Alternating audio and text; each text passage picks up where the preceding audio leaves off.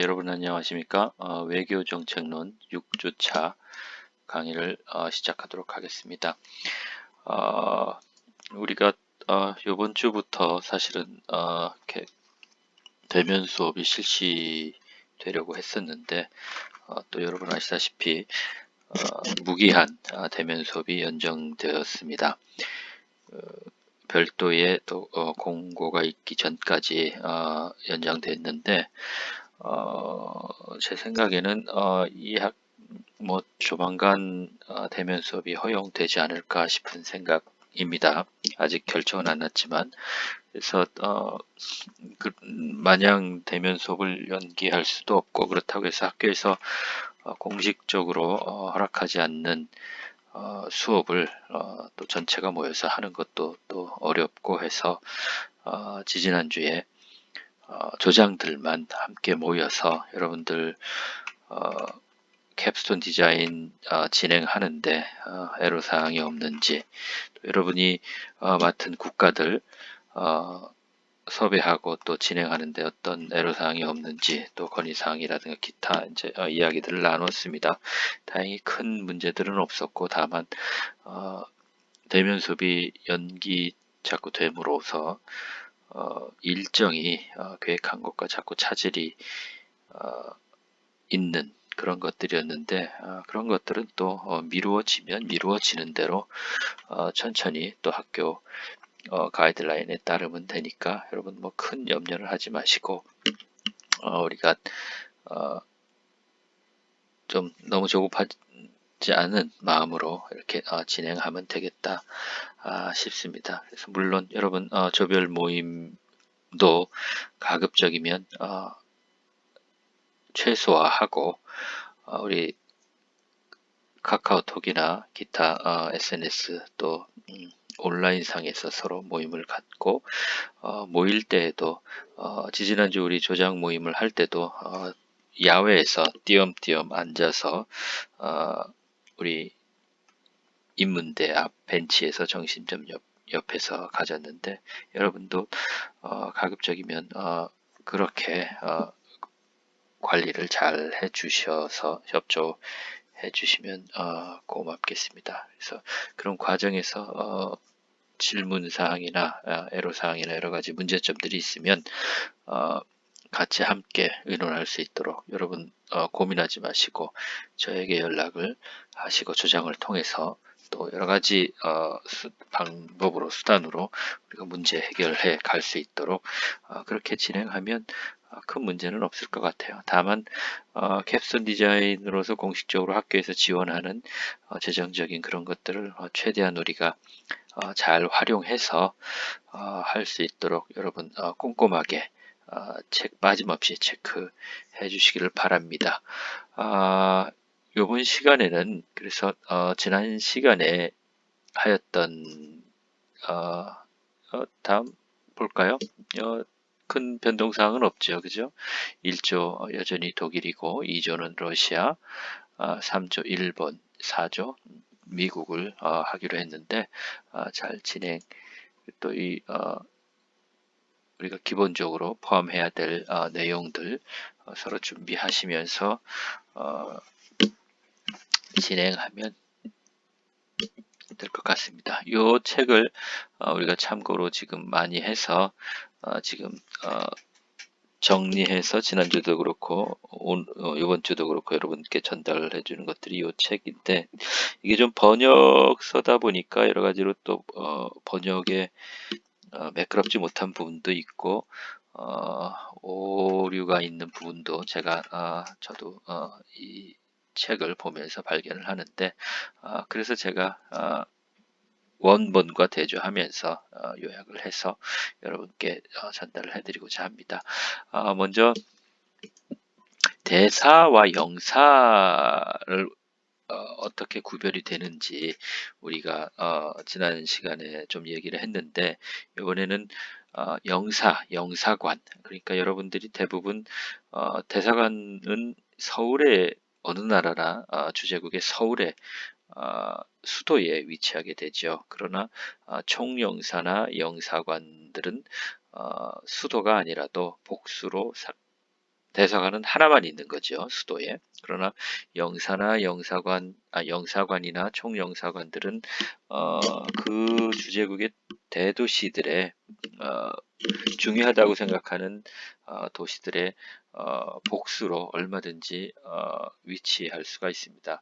업무도 사실은 좀 다르고요. 그래서 대사와 영사가 어떻게 다른지 우리가 알기로 영사나 대사나 다 외교관인데 단순히 업무만 다른 것인지 뭐 그런 것들 또 대사로서 이 어떤 특권과 영사로서의 특권이 다른지 그런 부분들을 오늘은 이번 주에는 영사에 초점을 맞추어서 생각을 해보도록 하겠습니다. 여러분들이 대부분 영사관과 접촉을 해서 지금 프로젝트를 수행하고 있기 때문에 자칫 오해를 하면 영사관과 대사관이 전혀 차이가 없이 같은 외교 관사로서 영사는 그냥 대사의 그러니까 하위 직급 관청에 불과하다고 착각을 할 수가 있는데 그런 착각을 하는 이유는 사실은 같은 외교부의 하이어라키 라인에 있기 때문에 그렇습니다. 그런데 사실은 영사관과 대사관은 그 뿌리부터, 그 시작부터 사실은 다르게 시작했습니다. 그래서 그 부분들을 우리가 이번 주에 좀 정리를 다시 한번 해보려고 합니다. 우선 대사라고 하면은 그 외교 파견국에서 주재국에 파견하는 그 외교관들의 가장 최고의 직급이죠. 그래서 파견국을 대표하는 것입니다. 그런데 영사는 주재국에서 그러니까 그 업무에 있어서도 주재국을 대표하는 모든 업무를 총괄할 수가 있습니다. 그런데 영사의 경우에는 대체로 주재국에 있는 교민과 관련된 그러니까 상공업 관련된 그런 업무들을 주로 합니다. 그래서 비자 업무라든가 교민 보호 업무 또 뭐 그런 업무들을 주로 합니다. 그래서 그럼에도 불구하고 우리가 볼 때에는 영사는 대사의 조직적으로 하위 조직인 거죠. 그래서 왜 그렇게 조금 약간의 혼동이 있는지를 오늘 생각해 볼 텐데 어쨌든 대사는 주재국에서 파견국을 대표하는 거죠. 정치, 경제 모든 면에서.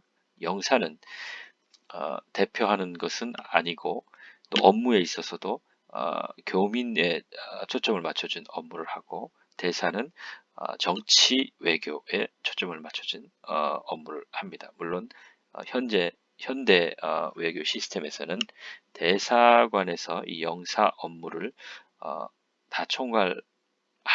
그러니까 부분적 영사 업무는 대사 업무의 부분 집합이라고 할 수가 있죠. 형식적으로 뭐 총영사든지 영사든지 다 대사의 통제를 받고 그렇게 합니다. 그럼에도 불구하고 거의 독립적으로 영사관은 운영되기도 합니다. 이 국가마다 조금씩 다른데 그러한 이유들을 이제 하나하나씩 살펴보겠습니다. 그러니까 대사관과 영사관은 그 기원이 다릅니다. 그래서 대사관은 본래 파견국의 코르트라 그러죠. 왕조, 귀족 중심의 왕족이나 이 오타가 났습니다. 왕족이겠죠. 왕족이나 그 국가의 귀족들이 파견국의 주재국에 파견되어서 주로 그 파견국 왕조나 귀족들의 이익과 관련된 정치 외교 업무를 맡았었습니다. 본래 그런 거에 반해서 영사라는 것은 본국 및 현지의 상민들, 그러니까 부르주아 계급들이죠. 중상층 중심으로 구성이 되어 있는데, 대체로 현지에서 그 교포들의 상공업 이익, 그리고 또 그 거류한 그 교포들의 를 보호하는 그런 업무를 주로 했습니다. 그러니까 구성도 대사관과 영사관은 원래는 달랐습니다. 구성이, 대사관은 본국에서 파견된 공무원들, 그러니까 귀족 중심의 공무원 신분이라면, 영사관은 사실은 국가에서 파견된 공무원 신분이 아니라 그 현지에 거주하는 거주인들, 현지에서 상공업에 종사하던 거주민들 스스로가 자신들의 상공업 이익을 위해서 대표를 세우고, 그 사람들이 영사의 역할을 하도록 한 겁니다. 그러니까 상설 어떤 기구라기보다도 그 영사들 자체가 처음에는 겸업하는 거죠. 같이 상공업에 종사하던 교포들 중에 대표로서 영사를 맡도록 그렇게 했으니까, 어떻게 보면 현지에서 교포들의 자생적으로, 자신들의 상공업 이익을 위해서 자생적으로 자치적인 성격이 큰 그런 기관이었습니다. 그렇게 시작의 뿌리가 달랐던 거죠. 그래서 영사관은 초점을 맞춰서 다시 얘기한다면 20세기까지, 그러니까 외교 업무, 그러니까 외교 업무라고 하면 대사관 업무를 얘기하는 거고요. 그 외교 업무의 수행자, 그것이 외교관입니다. 그러니까 최초에는 영사관이나 영사는 외교관으로 인식되지가 않았습니다. 외교관이라는 것 자체가 공무원이기 때문에 국가에서 파견한 공무원이 외교관이죠. 그러니까 국가에서 파견한 공무원들은 누굽니까? 대사관 직원들이죠. 주로 귀족들을 중심들. 그런데 영사 업무를 하는 영사관의 임무를 한 수행자들은 사실은 최초에는 국가에서 파견한 사람들이 아니라 현지에 있는 교포들 스스로가 대표를 선출해서 자신들의 이익을 대변하게 했던 사람들이죠. 그러니까 신분 자체가 대사관에서 외교 업무를 수행했던 사람들은 귀족인 반면에 영사 업무를 수행했던 영사관의 영사들은 직업도 귀족이 아니니까 현실적인 상공업이었고, 신분 자체도 중산층이었었죠. 그러니까 상인이나 부르주아, 상공업에 종사하는 사람들이었었죠. 그래서 이 사람들은 사실은 외교관이 아니었습니다. 공무원이 아니었습니다. 그렇지만 이게 이제 20세기 이후에 들어오면서 점차로 이 영사들도 외교관의 일원이 되어버렸습니다. 그러니까 외교관의 일원이 됐다는 얘기는 공무원이 됐다는 얘기죠. 그러니까 다시 얘기하면 영사들도, 영사 업무를 수행하는 영사들도 국가에서 파견하게 되었다는 것이죠. 그래서 영사관의 기원은 유럽 국가들이 지중해를 둘러싼 지역에 설치한 것이었습니다. 영사관이라는 것이. 그러니까 지중해 지도를 보시면 지중해 주변이라는 것은 아프리카나 중동 지역, 그 지역들은 바로 유럽 국가들이 무역을 했던 무역의 파트너들이었죠. 그러니까 그 지역의 주요 항구에 영사관을 설치하고 그 주로 무역 업무, 그러니까 무역이 잘 촉진되고 문제가 없도록 원활하게 무역 상공업이 진행되도록 하는 그런 업무 목적에 의해서 그 항구에 공무원들을 파견했던 거죠. 그래서 그 공무원들이 하는 역할이라는 것은 외국이니까 서로 다른 언어와 문화를 가진 지역에서 원활하게 무역과 상공업 활동이 이루어지도록 돕는 일들을 했던 것들이죠. 그거 플러스 거기다가 자연스럽게 그 현지의 자국 국민들을 보호하는 이런 역할들을 많이 했습니다. 그러니까 최초에는 그 현지 교포들이 자신들의 주로 종사하는 상공업 이익을 대변할 대표를 뽑아서 세우게 되고 비상근으로 근무하게 되고 그 사람들을 본국에서 어느 정도 인정해주는, 그러니까 직접 파견하기보다는 그렇게 시작된 것이 영사관의 기원입니다. 그렇게 시간이 지나다가는 이제 국가에서 직접 파견하기도 했지만 애시당초는 직접 파견보다는 자생적으로 그렇게 시작된 것이 바로 영사관의 기원이 되겠습니다. 다음으로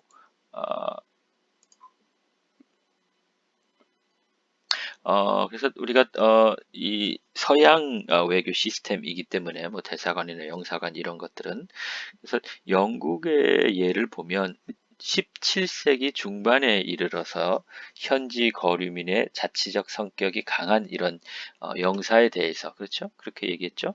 국가가 통제할 필요성, 그런 주장을 하게 됩니다. 그러니까 17세기 중반 이전에는 거의 자치적인 형태로서 영사관이나 영사들이, 그러니까 국가와는 큰 관련이 없는 스스로 현지에서 자신들의 이익을, 상공업 이익을 대변하는 그런 역할들을 했었는데, 17세기 중반에 이르면은 이제 국가에서 어떤 이런 영사들, 현지 영사들에게 너네 그 현지에서 너네들의 어떤 상공업 이익뿐만이 아니라 너네들도 본국 사람이니까, 우리나라 사람이니까 국가의 이익에 대해서도 좀 더 염두에 두고, 또 국가의 이익을 위해서 우선적으로 행동을 해야 되지 않겠니 하고, 어떤 국가 이익에 우선해야 한다는 어떤 그런 책임을 부과하기 시작했습니다. 그 얘기는 책임을 부과했으니까 지원이 있어야 되겠죠. 그래서 이 민간인 신분이었던 이런 현재 영사들이 공무원 신분으로 전환되기 시작을 합니다. 이와 동시에 아예 영사를 직접 본국에서 파견하고 그런 일들이 시작되게 되었던 겁니다. 그러니까 본국에서 파견하는 공무원들은 외교관들만 파견했었죠. 그 이전에는 왕족이나 귀족들을 파견해서 외교관, 대사관을 통해 근무하게 하고, 그 사람들의 역할은 본국과 주재국 간의 어떤 정치적인 어떤 그런 정치 외교적인 일들에 초점이 맞춰졌다면, 이제 17세기 중반에 이르러서는 영국의 경우에는 똑같이 파견을 하는데 외교관으로서 파견하는 게 아니라 영사도 파견하고, 그래서 현지에서 활동하고 있던 영사들과 협조해서 상공업에 대한 그런 업무를 하게 하되, 이제까지와는 달리 국가 이익에 대한 책임도 지워주면서 그들의 신분을 민간인이 아니라 공무원인 외교관 신분으로 이렇게 전환하게 되는 그런 시기적인 전환점을 맞았던 겁니다. 그렇게 해서 19세기까지는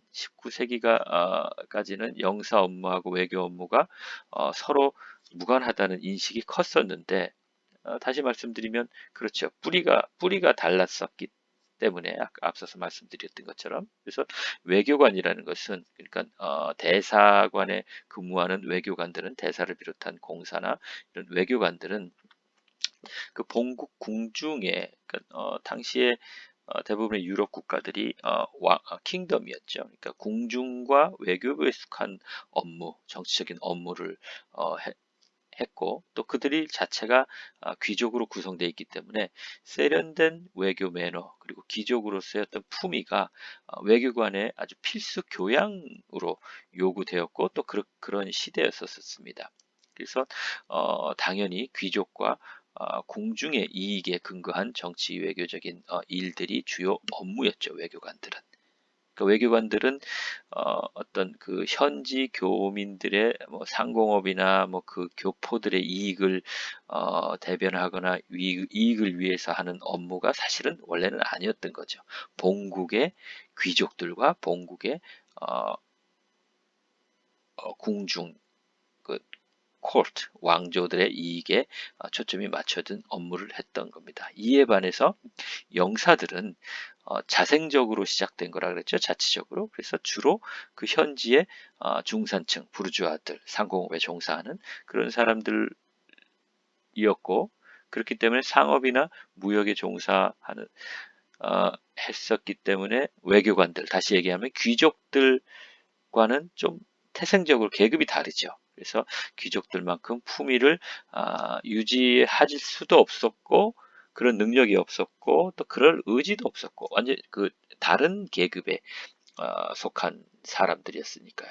그래서 어, 그 사람들이 하는 일도 어떤 정치적인 본국의 어떤 국가적인 이익보다는 현지에 있는 교포들의 자신들의 어떤 상공업 이익에 관련된 그런 업무들을 주로 업무를 했었죠. 그래서 외교관과 어떤 영사의 계급적 뿌리가 아주 상이하기 때문에 서로 영사와 영사 업무와 외교 업무는 서로 별개의 업무라는 그런 인식이 19세기까지는 상당히 지배적이었었습니다. 그런 가운데 17세기 중반 이후에는 영국에서 그럼에도 불구하고 이 영사 업무에 종사하고 있던 영사관들, 현지 영사관들에게 어떤 국가 이익에도 사실은 국가 이익과 관심이 없고 자신들의 이익, 교민들의 이익에만 초점이 맞춰졌는데 당신들도 국가 이익에 좀 우선적으로 책임을 좀 져라 하는 그런 요구가 시작되었고 또 그러면서 자연스럽게 직접 영사 공무원들을 파견하기도 하고 그렇게 해서 국가 공무원화되는 그런 절차를 시기적으로 그렇게 전환되게 됐던 겁니다. 그러다가 19세기 말에 이르면 유럽 국가들이 이제 식민지들이 상당히 확대되고 그 식민지 경영하는데 많은 행정적인 관료들의 어떤 그 조직들이 필요하게 되는 거죠. 그런 필요에 따라서 영사들에게도 국가 이익, 그러니까 식민지에서 국가 이익을 더 우선시해서 이렇게 하도록 그런 요구가 자꾸 커지면서 외교 업무하고 영사 업무 일들이 원래는 분리되어 있었고 뿌리도 다르고 분리되어 있는데 이게 자연스럽게 경계가 희미해지게 되는 겁니다. 그러다 보니까 영사들도 외교관하고 뭐 그 구분이 되지 않는 원래는 뿌리부터 계급부터 달랐는데 그러나 현대로 내려오면서 귀족 계급이 몰락하고 그죠? 민주주의화되고 왕정이 절대 왕정이 붕괴되고 입헌군주국으로서 민주주의한 어떤 선거권의 보편, 그러니까 귀족으로서의 이전과 같이 귀족과 중상층의 신분적인 구별이 형식적으로 남아있을지라도 실질적으로는 다 사라져버린 거죠. 그래서 영사들도 영사나 외교관이나 그러니까 귀족 시스템 자체가 사라져버리니까 이전에 귀족들만 외교관을 할 수 있었는데 이제는 뭐 국민이면 주민이면 모두 다 외교관을 할 수가 있는 거죠. 그러니까 대사관에 근무하는 외교관으로도 가고 영사관에 근무하는 영사로도 가고 그리고 그런 과정에서 외교 관료 행정 시스템을 통해서 일원화되고 하니까 영사 업무와 외교 업무가 통합되게 되고 또 그 인적 구성원들도 구별 자체가 없어지게 됐던 거죠. 물론 여전히 그 업무 성격은 구별돼 있죠, 지금도. 그래서 1924년이 되면 미국은 이제 외교 업무하고 영사 업무 자체가 법적으로 아예 통합이 돼 버립니다. 같은 외교부 내에 흡수되면서, 영국 같은 경우는 조금 더 늦어서 1943년에 이제 외교 업무하고 영사 업무가 통합되는 거죠. 그리고 2차 세계대전 이후가 되면 대부분 많은 신생 국가에서 그 이전에 그러니까 신생 국가들이 대부분 식민지에서 독립한 국가들이죠. 그러니까 이 국가들이 그 이전의 종주국들의 어떤 시스템을 그대로 물려받아서 외교에 관해서도 그런 조직이나 그런 업무들을 그대로 쫓아가게 되고, 그러다 보니까 이 선진국이라고 할 수 있는, 외교 선진국이라 할 수 있는 미국이나 프랑스, 영국들처럼 출범부터 신생국들은 외교 업무와 영사 업무가 서로 조직적으로 통합, 형식적으로 통합돼서 출범하는 거죠. 어쨌든 대부분 지구촌의 국가들이 외교 업무와 영사 업무를 통합하게 됐고, 또 영사관과 외교관이 외교 업무를 총괄하는 하나의 외교부라는 그 조직에 통합됩니다. 그렇지만 실제 업무하는 거에 있어서는 여전히 영사관은 대사관하고는 좀 분리가 된, 조직적으로는 하위에 있지만 업무상에 있어서는 독립된 그런 이중적인 그런 행태를 띠게 되는 거죠. 그래서 영사관은 원래 영사 업무, 그러니까 원래 영사 업무라고 하는 것은 주재국에서 개인과 기업의 상공업 이익과 관련된 주민 보호라든가 그런 것과 관련된 업무를 주로 하게 되는 거죠. 여기에 이제 어떤 관광이나 뭐 비자 업무 같은 것도 대표적인 영사 업무가 되는 겁니다. 그리고 여기 예, 이것도 오타가 났네요. 영사 업무 가로하고, 이건 영사관이죠, 대사관이 아니라. 외교 업무를, 전통적 외교 업무를 수행하던 대사관에서는 정부 간 관계에 관련된 공적인 전반적인 정치와 관련된 정책과 관련된 그런 업무를, 그러니까 정치적인 업무, 정부 대 정부로서의 정치적인 업무에 주안점을 맞춘 업무들을 대사관에서 하게 되고, 영사관은 주재국에서 비정치적인 것들의 대부분을 영사 업무로서 하게 되는 거죠. 관광이나 뭐 이런 것까지 다 합쳐서, 그죠? 개인과 관련된 그런 업무를 합니다. 그래서 사실은 우리가 미국에 갈 때, 여러분 미국 비자를 받고 그럴 때 미국 대사관에서 비자 인터뷰도 하고 막 그러죠. 근데 그 비자 인터뷰를 하는 그 주체들은 영사들이 하죠. 여러분 혹시 그 비자 받는 인터뷰 하신 기억이 있으신 분들은 아마 기억나실 텐데, 미국 영사가 나와서 비자 인터뷰를 합니다. 그러니까 대사관 안에 있지만 대사관의 내부에서도 영사관이 아니라 대사관인데도 영사 업무를 하는 영사들이 있는 거죠. 그러니까 사실은 서울에 주재하는 각국의 대사관들은 영사 업무도 포함하고 있는 겁니다. 그런데 지방에 있는 지방에는 대사관이 나와 있진 않죠. 영사관들이 나와 있죠. 거기서는 정치적인 업무를 하지 않고 주로 영사 업무, 비자 업무도 또 하는 그런 지역도 있습니다. 그래서 서울의 대사관에서도 비자를 주지만 지방의 영사관에서도 비자를 줍니다. 그런데 그 비자를 주는 업무는 사실은 대사관 업무가 아니라 영사관 업무입니다. 서울의 대사관에서 비자를 주는 것은 편의상 대사관도 있고 영사관도 서울에 따로 두는 것이 뭐 비효율적이기도 하죠. 그러니까 대사관 내부에 영사관이 들어가 있는, 영사 업무가 들어가 있다고 생각을 하시면 되겠습니다. 어쨌든 우리가 이번 주에 좀 더 명확하게 해야 할 것은, 대사관의 업무와 영사관의 업무는 서로 다르다는 것, 원래 시작부터 달랐었다는 것. 그런데 현대로 오면서 이 대사관의 업무가 영사관의 업무를 포함하게 됐다는 것.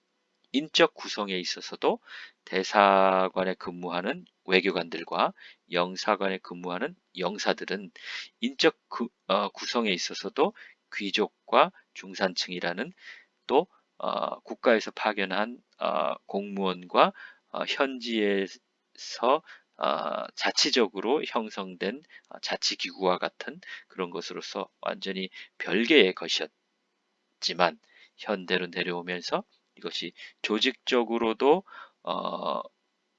외교 부서의 외교 관료로서 통합됐고 실질적으로 하는 업무도 외교 업무에서 이 영사 업무를 포함하는 그런 형태가 대부분의 국가에서 이루어지고 있습니다. 그렇지만 여전히 영사관과 대사관을 따로 운영하는 경우에는 그러니까 굳이 대사관은 수도에 오직 한 개만 있고 영사관은 주요하다고 상공업 이익에 을 위해서 필요하다고 하는 주요 도시에 복수로 설치할 수 있는 거죠. 그 규모에 따라서 총영사관이 복수로 있을 수도 있고 총영사관이 없이 좀 더 작은 규모의 영사관이 있을 수도 있고 그런 정도의 구분을 한번 하면 될 것 같습니다. 그러면 영사와 외교관이 어떤 신분상의 특징이 있는가 주재국에서 그걸 한번 살펴보도록 하겠습니다. 여기서 영사라고 하면 영사관에 근무하는 공무원들을 얘기하는 거고요. 외교관이라고 하면 대사관에 근무하는 공무원들을 얘기하는 겁니다. 그러니까 지금 현재 시스템에서 보면 영사들도 외교관이죠. 사실은 영사들도 외교관입니다. 그 국가의 외교 공무원 들의 역할들이 에게 주어지는 거니까 같은 외교관이지만 직책으로서 업무로서의 다른 신분으로서의 다른 좀 차별을 뒀을 때 영사와 외교관이라고 했습니다. 그거는 영사 업무를 외교관이라고 지금은 외교관들이 영사관에 근무하기도 하고 대사관에 근무하기도 하죠. 그러나 그들이 보는 업무가 영사 업무를 보는 영사들과 대사관에서 근무하는 비영사 업무를 보는 외교관들과의 신분의 차이가 있다는 겁니다. 그래서 이게 좀 중복되기도 사실은 한 건데 영사도 외교관으로서 준해서 외교관 실제로 영사도 외교관이니까 그렇게 준해서 같이 지위를 누리기도 하지만 외교 대사관과 영사관이 별개로 돼 있는 경우에는 법적으로 이 다음과 같은 차이들이 있는 겁니다. 그러니까 여러분이 잘 아는 가장 대표적인 외교관의 어떤 특권이라고 할까요? 그거는 면책 특권이라는 거 있죠. 그러니까 외교관들은 그러니까 대사나 공사나 대사관에 근무하는 외교관들은 어떤 사적 공적으로 그 외교관들이 하는 행동에 대해서는 법적인 책임을 물을 수가 없습니다. 주재국에서.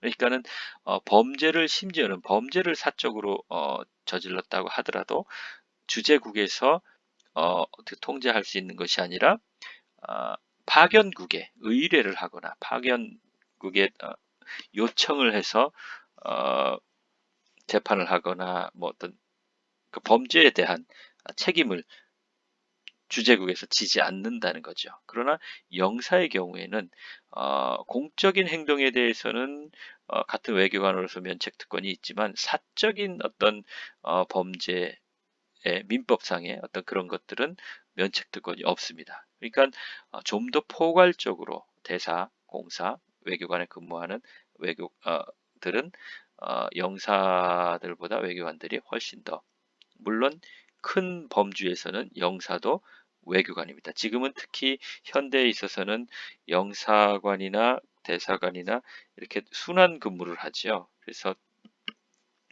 영사도 외교관이라고 할 수 있지만 영사의 신분을 주재국에서 가지고 있으면 외교관의 신분을 가지고 있는 것과 이런 차별이 있는 겁니다. 그리고 어떤 사안에 있어서 증거를 제출하는 의무에서 외교관들은 어, 제외가 됩니다. 그래서 사법 절차나 행정 절차를 어, 통해서도 어떤 상황에서도 뭐 증거를 또 법적으로 뭘 해서 뭐 이렇게 저렇게 하셔야 하는 그런 주재국의 요구를 어, 거부할 수가 있습니다. 외교관은 상당히 큰 그러니까 그 상대 국가를 대표하기 때문에 그런 의무가 없습니다. 그렇지만 영사의 경우에는 무조건 뭐 사법적인 절차, 어떤 행정적인 정당한 절차를 밟으면 증거를 제출할 수 있는 그런 요구도 받을 수 있는 겁니다. 그리고 개인적 불가침성이라는 게 있는데 외교관들은 개인적 불가침성이 보장이 됩니다. 그러니까 주재국에 의해서 어떠한 경우에도 체포되거나 억류될 수가 없습니다. 이 면책특권하고 뭐 비슷한 맥을 같이 하는 거죠. 그러니까 외교관을 체포하는 경우는 거의 상대국에 대한 상당히 큰 도발입니다. 그래서 외교관을 체포할 수 있는 것이 아니라 마음에 안 들거나 어떤 상대국에 대한 어떤 불만을 표시하는 가장 센 표현이라고 하면 외교관을 추방해 버리는 겁니다. 어, 그러니까 심지어는 극단적으로 외교관을 추방할 수는 있을지언정 외교관을 체포하거나 억류할 수가 없는 겁니다. 그런 거는 국제법에 위반되고 거의 뭐 전쟁이 아니면 외교관을 그렇게 억류할 수는 없는 거죠. 그런데 이런 경우가 더러 있습니다. 역사에 보면 여러분 이란이 원래 절대 왕정이었었습니다. 팔레비 왕조라는 마지막 팔레비 국왕이 있었는데 그때 이란 혁명이 일어나서 무슬림 혁명이 일어나서 어,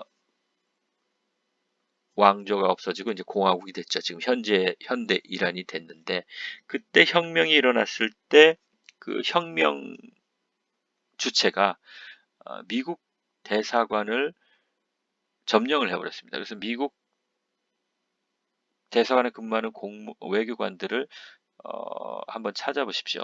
제가 구체적인 숫자 상당히 많은 외교관들을 억류를 했습니다. 그래서 80년대에 이 외교관들을 체포하고 억류를 했는데 이거는 불법인 거고 거의 뭐 전쟁에 준하는 상황이 아니면 이런 일이 있을 수가 없는데 혁명 정부가 당시 이란에서 그렇게 했습니다. 그래서 이 외교관들을 구출하려고 미국 정부가 상당히 애를 많이 쓰고 결국은 특공대를 투입해서 구출해 내겠다고 이제 카터 행정부가 결정을 했는데 이게 실패를 했습니다. 실패를 해서 어, 미국은 대체로 특별한 경우가 아니면 대통령들이 연임할 수 있기 때문에 두 번씩은 다 대통령을 하는데 이 카터는 재임하지 못하고 4년만 대통령을 할 수밖에 없었던 큰 이유 중 여러 가지 이유 중에 하나가 이란에서 어,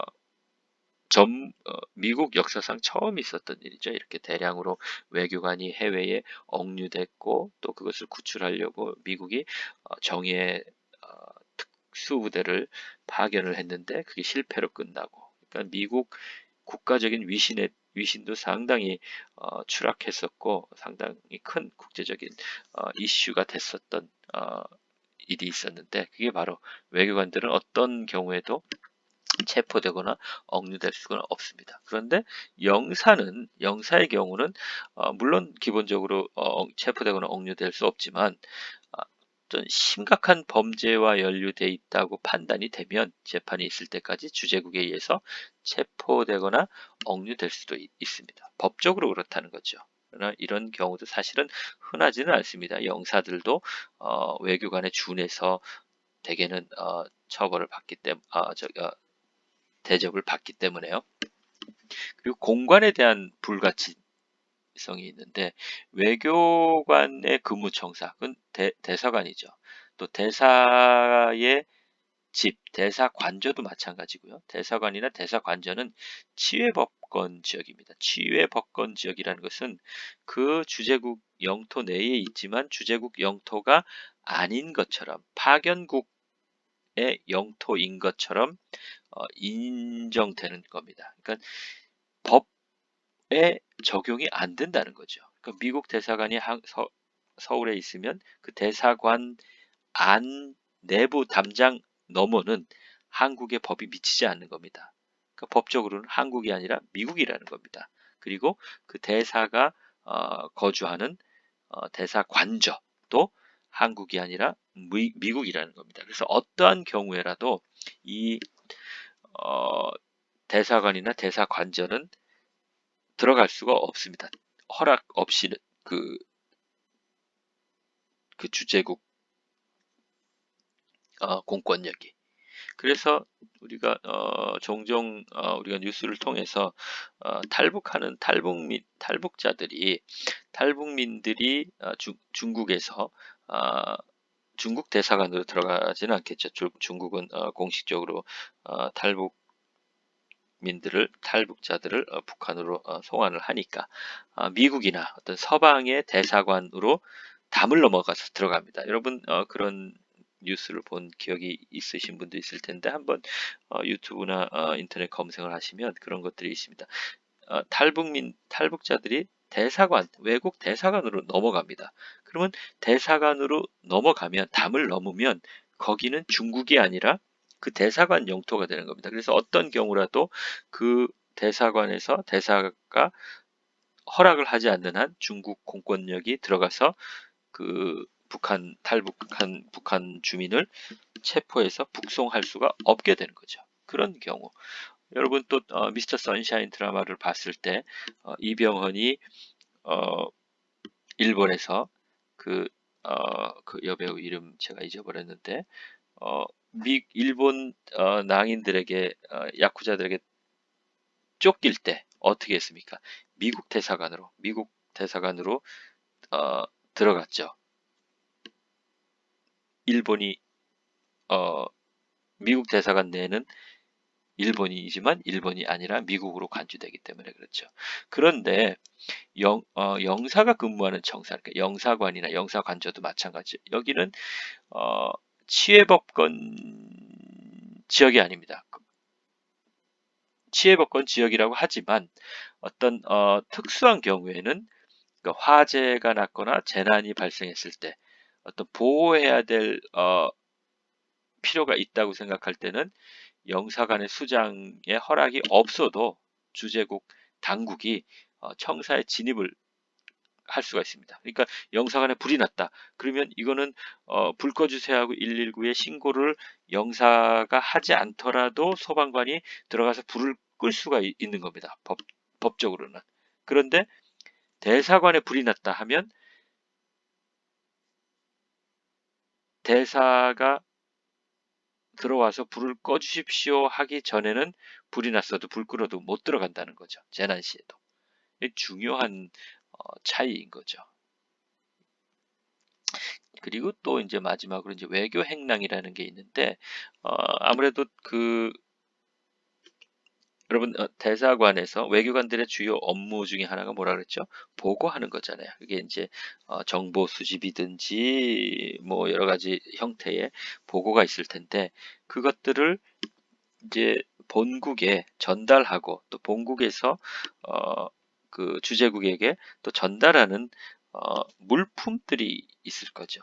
보고하면 보고서 형태로 갈 수도 있고 물론 뭐 인터넷이나 옛날 같으면 전신을 통해서도 보고가 이루어졌지만 어떤 물질적인 것들을 서로 교환해야 될 필요성들이 있습니다. 그럴 때 이 외교 행랑이라는 것을 사용을 하는데 외교 행랑에 넣어서 본국에 보내면 보통 모든 물건들이 인적 재화 용역이 사람도 마찬가지지만 국경을 넘어가면 다 검색을 하게 되어 있습니다. 혹시 위험한 물건을 소지하고 있지 않나, 불법적인 어떤 게 있지 않나, 그죠? 다 검색을 합니다. 그러니까 법적으로 허가되는 것들만 이동할 수 있는 거죠. 그러니까 법적으로 허가되지 않은 것이 이동 아는 것을 일동시키려고 하면 그게 이제 뭐 밀수 같은 것들이 그런 게 되는 거죠. 그런데 외교 행랑이 오고 가는데 그 외교 행랑은 주재국에서 절대로 검색을 할 수가 없습니다. 열 수가 없습니다. 그러니까 심지어는 그 외교 행랑 속에 뭐 마약이나 어떤 밀수에 대한 관련된 어떤 그런 금괴 같은 것들이 들어갔을지라도 그거를 외교 행랑인 이상 열어볼 수가 없는 겁니다. 주재국이. 심지어는 저기에 밀수품이 있다고 어, 심증이 가더라도 그걸 열어볼 수가 없는 것이 외교 행랑입니다. 그래서 사실은 외교 행랑으로 오가는 그 속에는 많은 어떤 불법적인 또 어떤 비밀스러운 그런 물건들이 오고 갈 수밖에 없는 것이 현실입니다. 그렇지만 그런 것들을 국가들이 서로 묵인한다고 할까요? 그러니까 불가악이라 피할 수 없는 거 불가악이라 그러나요? 갑자기 말을 잊어버렸는데 그죠? 그래서 어느 정도는 서로 눈 감아주는 거. 그래서 외교 행랑은 절대로 주재국에서 열 수도 없고 거부할 수도 없는 겁니다. 그래서 최소한의 비밀스러운 어떤 그런 것들을 인정해 주는 거죠, 국가들이. 그러니까 외교관들이 서로 어떤 정보를 그 스파이 행위를 해도 그 정도는 서로 도를 넘지 않으면 피차 인정해 주는 거죠. 그래서 외교관들은 허가받은 스파이다. 뭐 그런 이야기도 하기도 합니다. 그렇지만 이제 영사들의 행랑인 경우에는 열 수가 있습니다. 물론 흔한 일은 아니지만 외교 행랑에 준하지만 주재국에서 좀 의심스럽다고 확신이 들거나 판단이 들면 열 수 있거나 아니면 전달이 안 되도록 돌려보낼 수도 있는 것이 영사 행랑입니다. 그래서 영사와 외교관은 현대에 와서는 조직적으로 통합돼 있지만 역할이 여전히 영사 업무는 비정치적인 업무를 중심으로 한 현지에서 교민들의 상공업 또는 비자 업무 또는 관광 업무 그런 거 민간과 관련된 비정치 업무에 초점을 맞추어서 업무를 수행하는 조직적으로 형식적으로는 대사관의 하위에 있고 대사의 통제를 받지만 업무적으로는 거의 독자적인 독립적인 별개의 업무를 수행하는 그 영사관, 영사 그리고 대사관에 속한 외교관들과의 어떤 법적인 차이도 주재국에서 이와 같이 있습니다. 그러나 유의해야 될 점은 영사도 외교관 신분이고 자기 소속이 외교관의 외교부 소속이고 또 영사도 영사를 거쳐서 또 다 대사관, 대사도 되고 공사도 되고 하는 것들이기 때문에 그런 조직과 기능에 좀 상이한 그런 이중적인 성격의 외교 조직이라 그럴까요? 외교관 그 조직을 이해를 좀 혼동스럽지만 이해를 할 필요가 있습니다. 원래 시작된 뿌리가 달랐기 때문에 그렇죠. 원래 시작된 뿌리는 달랐지만 현대에 오면서 영사관과 외교관, 대사관이 통합되었고 영사관이 대사관의 하부 조직으로 들어가게 됐지만 기능적으로는 영사관과 대사관은 거의 독립적인 반독립적인 그런 역할을 또 업무적으로도 하고 있습니다. 그래서 여러분들이 조사를 하고 그 인터뷰를 할 때 여러분들이 각국의 영사님들과 인터뷰를 할 때 이 영사님들은 외교관이면서 동시에 영사기 때문에 그들의 업무는 정치적인 예를 들어서 여러분이 일본 영사를 만난다 하면은 일본의 외교관으로서 신분을 가지고 있지만 그들이 하는 업무는 영사로서의 업무를 하기 때문에 어, 특별한 경우가 아니면 정치적인